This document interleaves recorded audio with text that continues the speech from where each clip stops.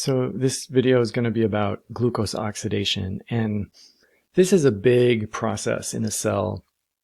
Cells that use glucose as a source of energy have three metabolic pathways that all help to oxidize glucose. And I haven't talked about what oxidizing means, but it means taking electrons from glucose. So let's get into it. Hopefully you remember from when you learned the respiratory system this chemical reaction. And this chemical reaction explains why we have a respiratory system, right? Our cells need oxygen. Our cells need to get rid of this waste product, carbon dioxide.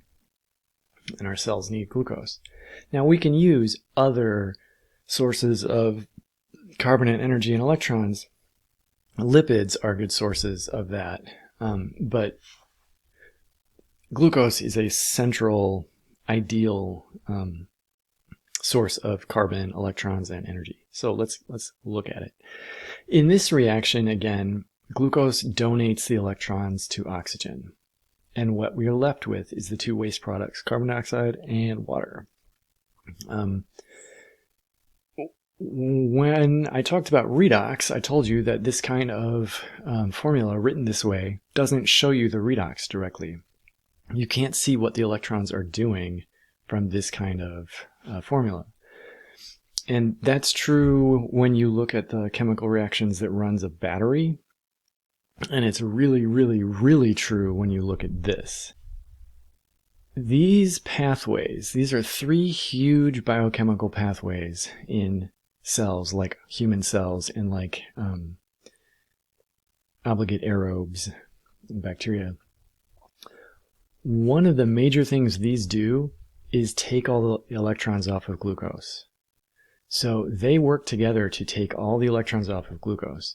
So glucose starts off in glycolysis, and then it's immediately transformed into other molecules, intermediates.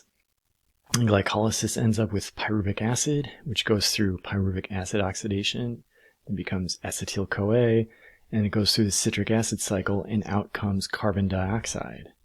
So glucose goes in here, and it comes out here as carbon dioxide. And during this process, electron acceptors come out of all of these pathways full. So they go in empty, and they come out full, because the electrons from glucose gave them electrons. The electrons from glucose went to them. So what we don't see is what oxygen is doing. So these pathways take the electrons off of glucose, and the electrons go onto electron carriers. But then where do the electron carriers go? So that's something else we need to think about. Well, oxygen is not involved with this until the end of the electron transport chain. You might have seen diagrams of this in the cell membrane. There will be 3 or 4 major enzymes and a lot of things happening. We won't look at any of that. But what you should know is that the electron transport chain is a series of redox reactions in a cell membrane, and they're catalyzed by enzymes. So these enzymes catalyze these reactions, but also they take energy from them. And they use that energy to pump protons across the membrane and create a proton gradient across the membrane. So this is a major place where one form of energy is converted to another, because the redox reactions involve a flow of electrons. That's electrical energy. And then these enzymes that catalyze them use that energy to pump protons across the membrane to create a gradient, a chemical gradient, and that is another form of energy. So that proton gradient energy becomes the source of energy used by the enzyme ATP synthase.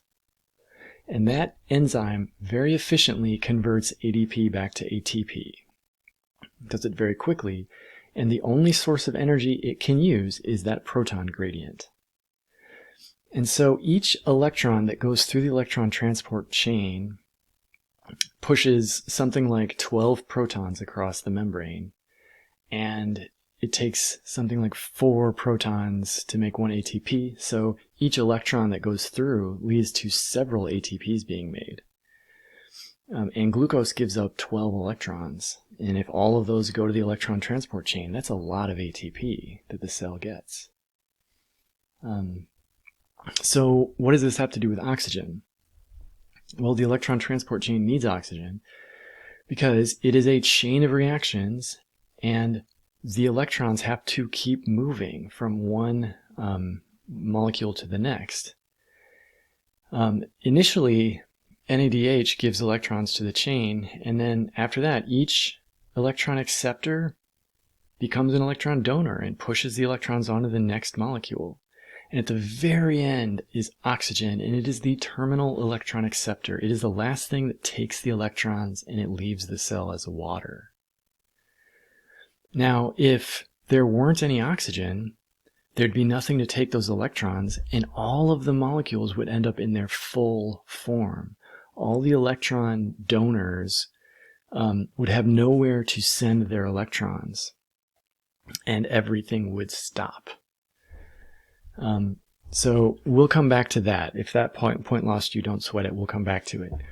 This is a big, scary-looking diagram of everything, and I will walk you through what all we're seeing here. One arrow at a time. So we start over here with glucose.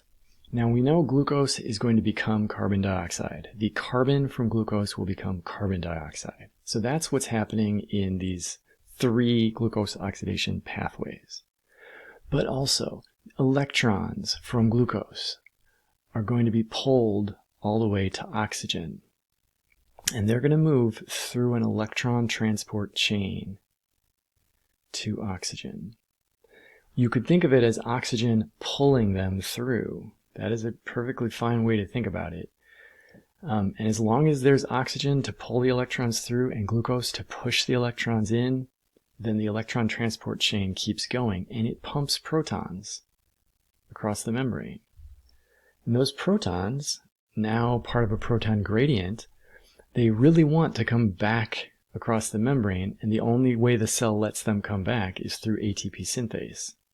And ATP synthase uses that flow of protons as a form of energy to combine adenosine diphosphate and a phosphate into ATP.